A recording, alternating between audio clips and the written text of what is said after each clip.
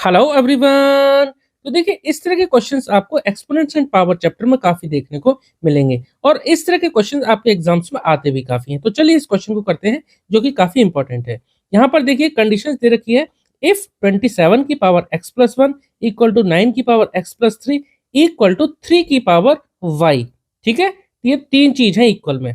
Find the respective values of x and y। यहाँ पर x और y की वैल्यू हमें पता करनी है। तो देखो एक तो इन दोनों के बीच में इक्वल लग रहा है, फिर इन दोनों के बीच में इक्वल लग रहा है।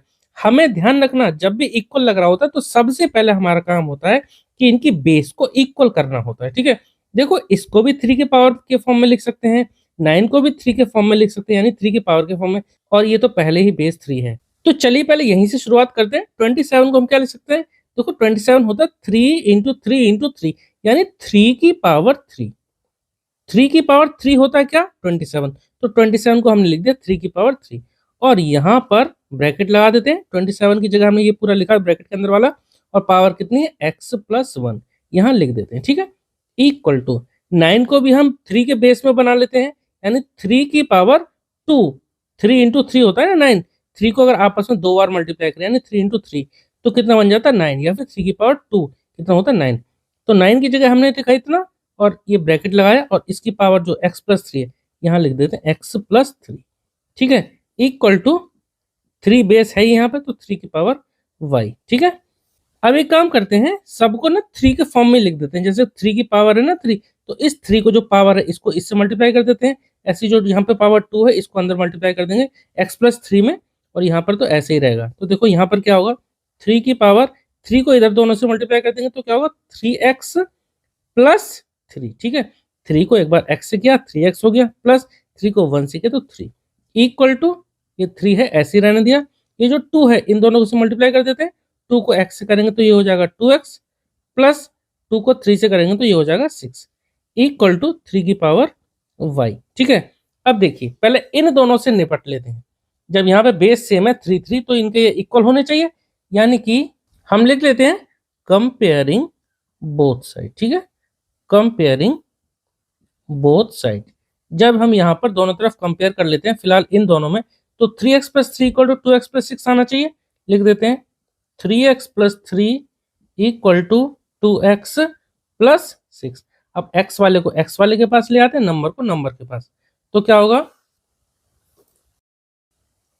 3x, 2x को यहाँ ले आएंगे तो माइनस का 2x हो जाएगा, इक्वल टू 6 को यहीं रहने देते हैं, 3 को इधर ले आते हैं माइनस में, यानी कि -3।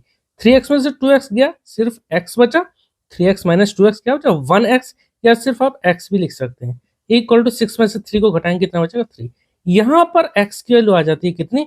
3। ठीक है, हमने इन दोनों को पहले कंपेयर किया। अब इक्वल टू में ये भी है, तो हम एक काम करेंगे, यहाँ जो x की वैल्यू आई ना 3, यहाँ पुट कर दो और इक्वेट कर देते हैं इसके। ठीक है, यहीं सॉल्व कर देता हूँ मैं इधर साइड में। ठीक है, तो देखो यहाँ पर पुट कर देते हैं 3 की पावर कितना था, पहले तो ये लिख देता हूँ 3 की power 2x plus 6 equal to 3 की पावर y। ठीक है, तो कितना? 3 की पावर 2 इंटू एक्स, तो 2 इंटू एक्स की वैल्यू हमने निकाली थी यहाँ कितने? 3, तो यहाँ पुट कर देते हैं, तो 2 इंटू 3 प्लस 6 इक्वल टू 3 की पावर y। ठीक है, तो कितना आएगा? 3 की पावर देखो 2 इंटू 3, 2 3 या 6, 6 प्लस 6 कितना हो जाएगा?